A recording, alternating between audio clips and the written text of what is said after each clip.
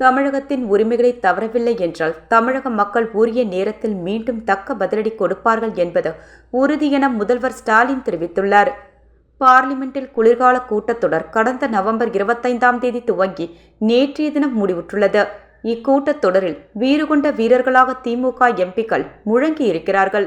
திமுக எம்பிக்கள் என்ன பேசுகிறார்கள், நாட்டை உலுக்கும் முக்கிய பிரச்சனைகளில் திமுகவின் நிலைப்பாடு என்ன என்பதை இன்று நாடே உன்னிப்பாக கவனிக்கும் நிலைக்கு இந்த திராவிட பேரியக்கம் வளர்ந்திருப்பதை நினைத்தும் பெருமையாக இருக்கிறது.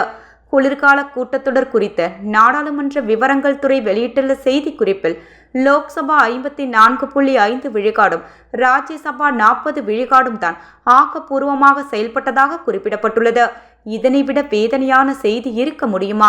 நமது நாட்டின் பெருமைமிக்க அரசியல் சட்டத்தின் 75வது ஆண்டு கொண்டாட்டத்தின் போது பாஜக ஆட்சியின் கையில் பார்லிமெண்ட் ஜனநாயகம் எப்படி பீந்தி எறியப்பட்டுள்ளது என்பதற்கு இந்த குளிர்கால கூட்டத்தொடரே சாட்சி. இதுதான் பாஜகவின் பசப்பு அரசியல் ஆட்சியாகும். தமிழக மக்கள் 40க்கு 40 என்ற தேர்தல் வெற்றியை தந்தபோது பார்லிமென்ட்டிற்கு சென்று இவர்கள் என்ன செய்ய போகிறார்கள் என்று சிலர் கேள்வி எழுப்பினார்கள்.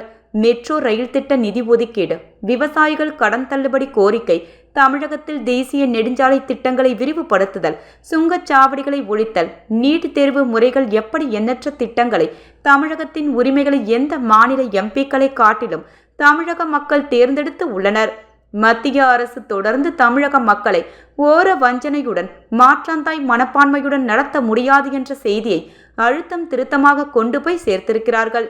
நமது எம்பிக்கள் இனியும் நம்முடைய அரசு திருந்தவில்லை என்றால், தமிழகத்தின் உரிமைகளை தரவில்லை என்றால் தமிழக மக்கள் உரிய நேரத்தில் மீண்டும் தக்க பதிலடி கொடுப்பார்கள் என்பது உறுதி. இவ்வாறு முதல்வர் ஸ்டாலின் கூறியுள்ளார்.